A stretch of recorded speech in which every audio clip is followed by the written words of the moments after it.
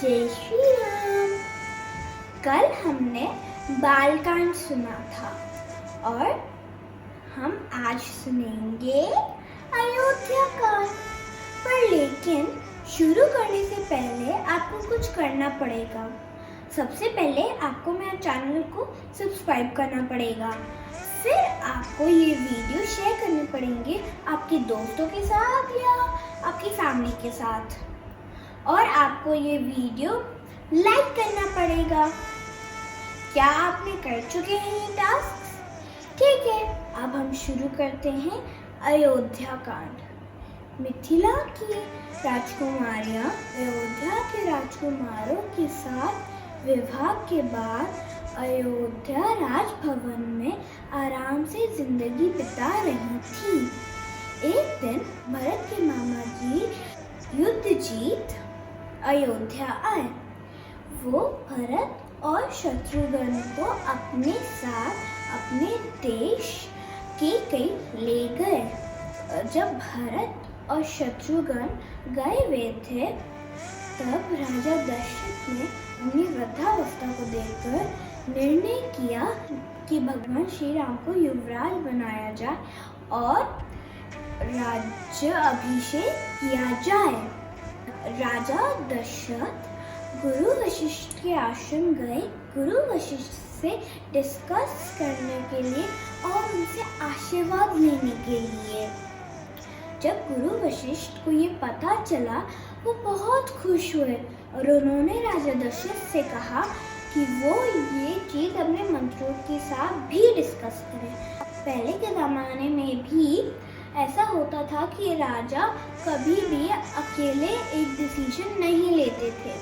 जब राजा दशरथ ने अपने मंत्रियों के साथ ये डिस्कस किया तो वो बहुत खुश हुए और वो सहमत हैं। फिर राजा दशरथ ने अपने महान मंत्री सुमंत को बोला कि वो भगवान श्री राम को बुलाए। जब भगवान श्री राम को पता चला कि उनके पिता उनको बुला रहे तो वो भागे भागे आए और उन्होंने अपने पिता के चरण स्पर्श किए। राजा दशरथ ने भगवान श्री राम को गले लगाया और उन्होंने कहा, अब मैं बूढ़ा हो चला हूँ, केवल मेरे पास सिर्फ एक ही इच्छा बाकी है कि ये पूर्वजों का राज्य शासन मैं तुम्हें सौंप दूँ। मैं चाहता हूँ कि तुम्हारा राज्य अभिषेक कल ही हो जाए। जो हम चाहते हैं कि इसी वक्त पे हो वो ज़रूरी नहीं है, क्योंकि हमारी किस्मत के पास कुछ और ही प्लान्स होते हैं। रामायण के इस चरण से हमको ये शिक्षा मिलती है कि आज का काम आज ही कर लेना चाहिए, उसको कल पर नहीं टालना चाहिए। राजा दशरथ बहुत बुद्धिमान थे और नियमों का पालन करते थे, इसलिए उन्होंने गुरु वशिष्ठ से कहा कल के अभिषेक से पहले वो राम जी और सीता जी को एक उपवास रखने के लिए कहे ताकि कल की हर मुश्किलें दूर हो जाएं। फिर गुरु वशिष्ठ राम जी के भवन गए और उन्होंने कहा कल तुम्हारा राज्य अभिषेक है, तो इसलिए तुम आज एक सीता जी के साथ उपवास रख लो और तुम ये मंत्रास रात को बोल देना और रात को तुम जमीन पर एक आसन बिछा के सोना। राम जी बहुत ध्यान से सुन रहे थे जो उनके गुरु कह रहे थे और उन्होंने वादा करा था कि ये पालन करेंगे। फिर रात को उन्होंने एक उपवास रखा और वो मंत्रास बोले और फिर वो जमीन पर आसन बिछा के वो सो गए। और महल में केकई के साथ एक दासी थी जिसका नाम मंत्रा था। जब उसको पता चला कि राम जी का कल राज्य अभिषेक है तो फिर वो घबरा गई। फिर वो केकई के पास गई और वो जोर से चिल्लाने लगी, महारानी उठिए उठिए महारानी। फिर वो उठती है। फिर वो दासी कहती है कि राजा दशरथ ने निर्णय लिया है कि कल राम जी का राज्य अभिषेक होगा। ये सुनकर केकई बहुत खुश हुई क्योंकि वो राम जी को बहुत प्यार करती थी। तो इसलिए उन्होंने दासी को अपना एक हार गिफ्ट में दिया, पर लेकिन उस दासी ने वो अपने गले से निकाल के फेंक दिया। उसने कहा कि अरे, कल से तुम्हारा बेटा भरत वो राम जी का दास बनेगा, एक दास की जिंदगी जिएगा, और तुम महारानी कौशल्या की दासी होगी। ये सुनकर महारानी केकई डर गई, और वो इतनी डर गई कि वो मंत्रा से पूछती है अब क्या करें। फिर वो दासी कहती है, तुमको याद है जब राजा दशरथ ने तुमको 2 वरदान मांगने का वादा किया था, वरदानों को मांगने का समय आ गया है। और फिर दासी कहती है, पहला वरदान तुम बोलोगी कि भरत राजा बनेंगे, और दूसरा वरदान कि राम जी 14 वर्ष के लिए वनवास में ही रहेंगे।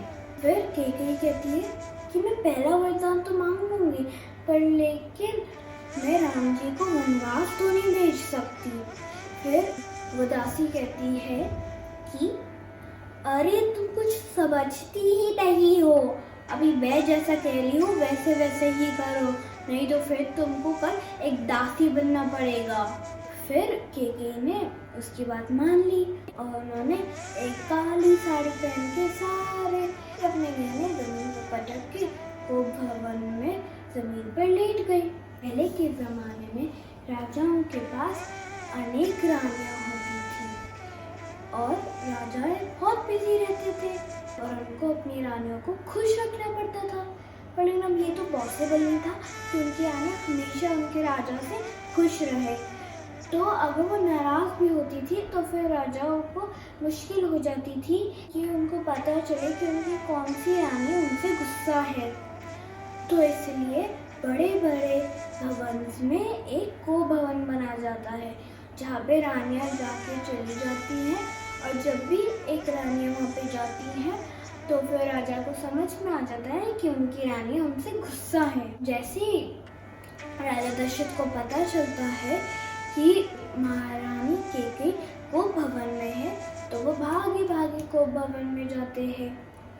वो देखते हैं कि केकई जमीन पे लेटी हुई थी काली साड़ी में। तो वो सबसे पहले तो पूछते हैं, अरे तुम ये ऐसे क्यों लेटी हुई हो, तुमको क्या हुआ। वैसे बार बार पूछे जाते हैं, पर लेकिन केकई कुछ जवाब ही नहीं देती है। फिर बहुत देर बाद वो कहते हैं, देखो राम मेरे लिए सबसे प्रिय है, तो इसलिए मैं उनकी कसम खाता हूँ कि तुम जो बोलोगी मैं वो ही करूँगा।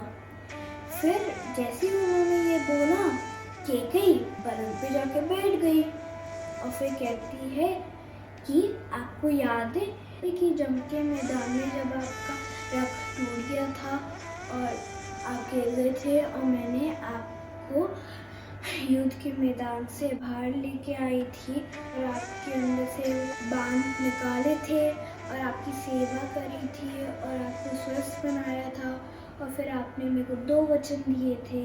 राजा दशरथ को याद आता है और कहते, हाँ मेरे को सारा याद है, आप 2 वरदान मांग सकती हैं। फिर केकई कहती है कि पहला वरदान है कि आप भरत को राजा बना दें, और दूसरी बात है कि आप राम जी को वनवास में 14 साल के लिए भेज दीजिए। तो फिर ये सुनकर वो राजा दशरथ शौक में आ गए, और वो ये सुनकर बेहोश हो गए। फिर जब उनको होश आया और वो केकई के पे पकड़कर गिड़गिड़ाने लगे और रोने लग गए, और बोले कि आप चाहे मेरे को वायु से, मेरे को कोई भी चीज़ से दूर रख ले, मैं खुशी खुशी मान लूँगा, पर लेकिन अगर आप मेरे को राम से दूर लेके चली जाएंगी, मैं जी ही नहीं पाऊँगा। आप जो बोलेंगे मैं वो कर लूँगा, पर लेकिन मैं राम के बिना एक पल भी नहीं जी सकता। पर लेकिन केकई को अपने लालच में कुछ सुनाई नहीं दिया। राजा दशरथ बहुत बोलते गए, पर लेकिन केकई ने उनकी बात नहीं मानी। फिर राजा दशरथ कैकेयी से खूब कहते हैं कि प्लीज़ कि राम जी को आप मत भेजिए वनवास में, मेरे को मृत्यु के मुंह में मत धकेलिए।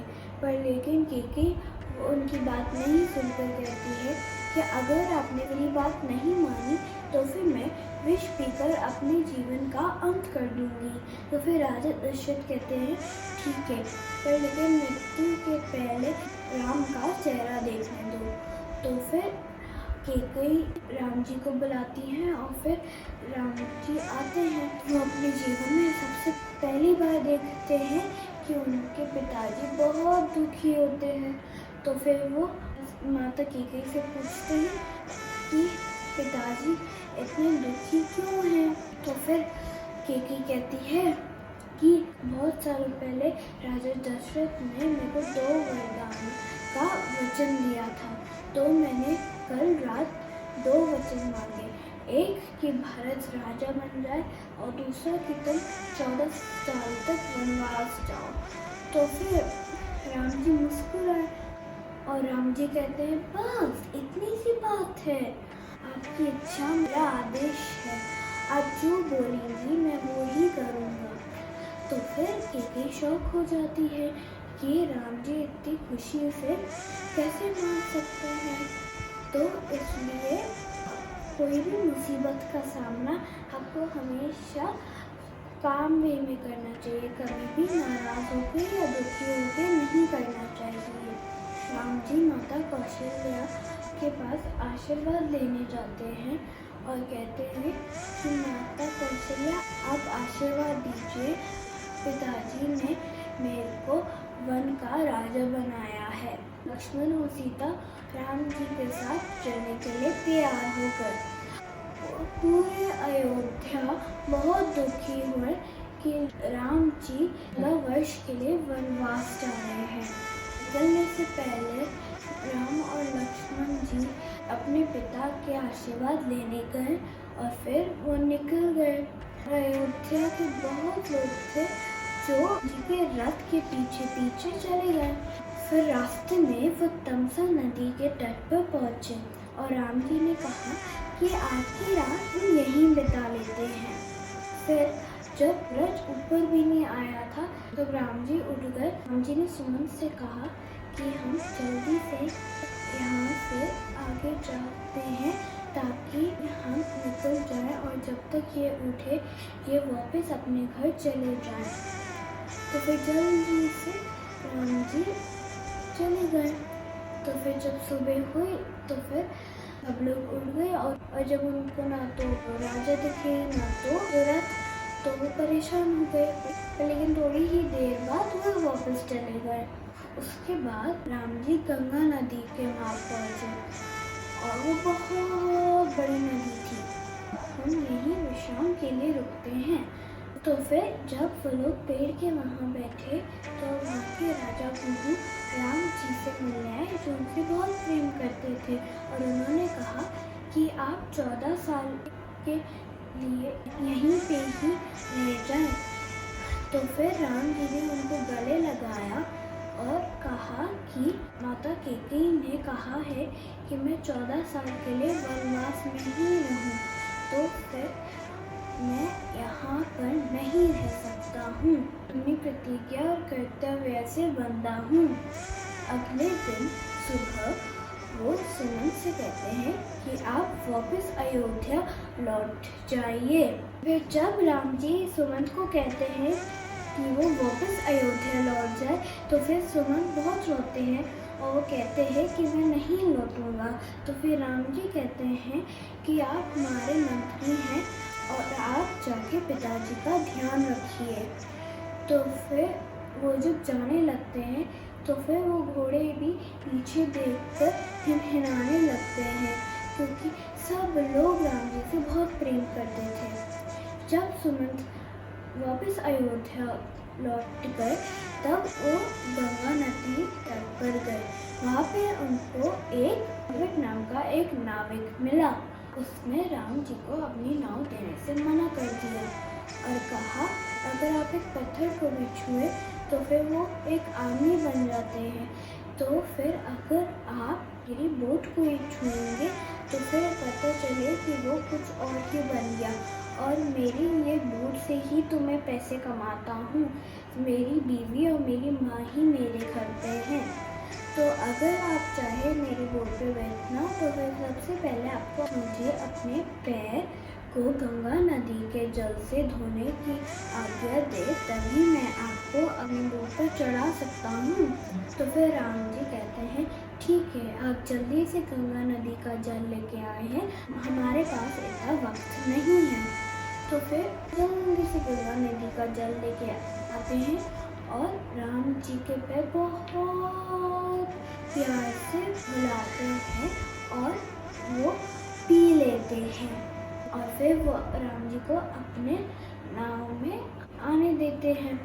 जब उन्होंने गंगा नदी के तट को पार कर लिया होता है तब तो फिर पारिश्रमिक के लिए माता सीता अपनी अंगूठी उनको निकाल के देती हैं, पर लेकिन वो मना कर देते हैं और कहते हैं कि सारी इच्छाएं पूरी हो गई और आपकी दर्शन करने से ये सारी दुखी और मुश्किलें दूर हो गई।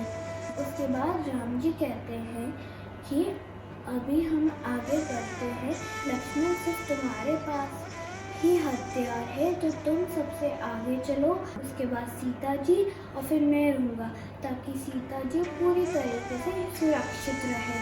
अगले दिन वो प्रयाग पहुँचते हैं, जिस जगह को बहुत ही पवित्र तीर्थ जगह माना जाता है, क्योंकि वहाँ पे सरस्वती, गंगा और यमुना नदी एक साथ मिलती है।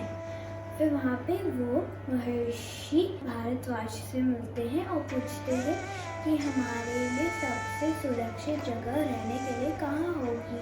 तो फिर वो कहते हैं कि चित्रकूट आप लोगों के लिए सबसे सुरक्षित जगह होगी, तो वो वहाँ पे जाके रहने लगते हैं। दूसरी ओर राजा दशरथ की हालत और ख़राब होने लग जाती है और उनको वो अंधे पेरेंट्स का श्राप याद आता है। तो वो कौशल्या से कहते हैं कि अपने किए का फल ज़रूर मिलता है और मेरे लिए वो दिन अब आ चुका है। तो फिर कौशल्या समझती नहीं है और कहती है कि मेरे को समझ में नहीं आया, मेरे को थोड़ा और डिटेल में बताइए।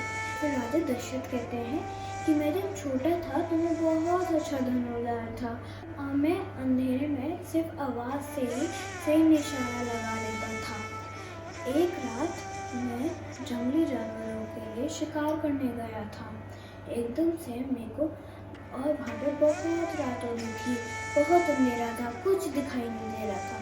एकदम से कोई पानी की आवाज़ आई, मेरे को लगा कि कोई जंगली जानवर होगा, तो इसलिए मैंने तीर वहाँ पे मारी और एकदम से मेरे को एक बालक की आवाज़ आई, तो मैं भागा गया और फिर मैंने देखा कि वहाँ पे एक आदमी था जिसको मैंने मारा था, और वो कहने लग गया कि पापी ये तुमने क्या किया, अब तो मैं मरने वाला हूँ और मेरे प्यासे माता पिता वहाँ आश्रम में बैठे हुए हैं, अब उनको ये पानी दे दो और जब तक उनकी प्यास नहीं बुझ जाती तो सब कुछ मत बताना। वो कहते ठीक है, और वो बताते कौशल्या को कि उनका नाम श्रवण कुमार था।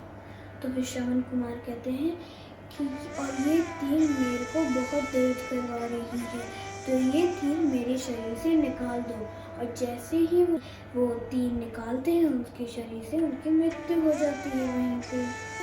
और तो फिर राजा दशरथ वो पानी लेके जाते हैं उनके माता पिता के पास और वो दे देते। तो फिर उन प्यासे माता पिता कहते हैं बच्चा तुमको बहुत देर हो गई है, तुमने इतनी देर क्यों लगाई। अब थोड़ी देर बाद में एकदम चुप रहा तो उनको समझ में आ गया होगा कि मैं कोई और हूँ और उनके बच्चे को कुछ हो गया है। तो फिर वो पूछते हैं कि तुम कौन हो, हमारे पुत्र को क्या हुआ है। तो फिर वो सब कुछ बता देते हैं और फिर वो बहुत दुख में रोते हैं। तो फिर वो राजा दशरथ लेके जाते हैं जहाँ पे श्रवण कुमार की शरीर पड़ा होता है। तो फिर वो वहाँ पे श्राप देते हैं राजा दशरथ को और कहते हैं कि जैसे हम अपने पुत्र के दुख में मरे हैं, वैसे तुम भी अपने पुत्र के दुख में ही मरोगे। तो फिर ये कहानी वो कौशल्या को बताते हैं और वो सिर्फ 6 दिन जीवित रहते हैं और 6 दिन में वो 6 बार राम जी का नाम लेते हैं और फिर वो उनकी मृत्यु हो जाती है और तभी भरत और शत्रुघ्न को बुलाया जाता है।